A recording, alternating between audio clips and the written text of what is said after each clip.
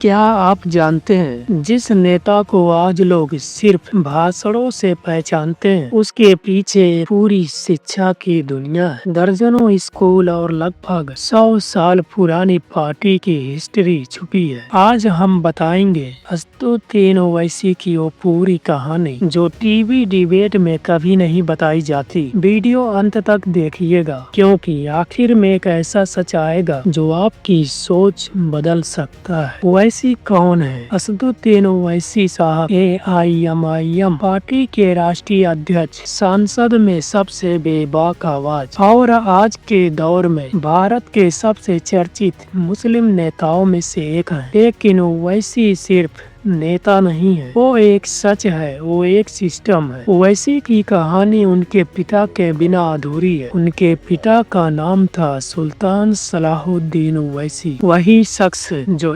AIMIM के लंबे समय तक अध्यक्ष रहे और हैदराबाद से 5 बार सांसद चुने गए। कहा जाता है कि राजनीति ओवैसी की विरासत में मिली है, लेकिन उसे ऊंचाई उन्होंने अपनी मेहनत से दी। 13 मई 1969 हैदराबाद में जन्मे ओवैसी साहब बचपन से ही राजनीति के माहौल में पले बड़े। घर में चर्चा होती थी शिक्षा की, समाज की और संविधान की। यही वजह है कि ओवैसी की सोच सिर्फ भाषण तक सीमित नहीं रही। ओवैसी कितने पढ़े लिखे हैं? बहुत कम लोग जानते हैं कि ओवैसी भारत के सबसे पढ़े लिखे मुस्लिम नेताओं में एक है। उन्होंने उस्मानिया यूनिवर्सिटी से पढ़ाई की, फिर लंदन जाकर लॉ की पढ़ाई की और बने बैरिस्टर एट लॉ। शायद इसी वजह से जब ओवैसी संसद में बोलते हैं तो सामने वाले के पास जवाब कम पड़ जाता है। ओवैसी परिवार सिर्फ राजनीति तक सीमित नहीं है। उनके 2 छोटे भाई, एक अकबरुद्दीन ओवैसी जो राजनीति में सक्रिय है, दूसरे बुरहानुद्दीन ओवैसी जो हैदराबाद के मशहूर उर्दू अखबार इत्तेमाद के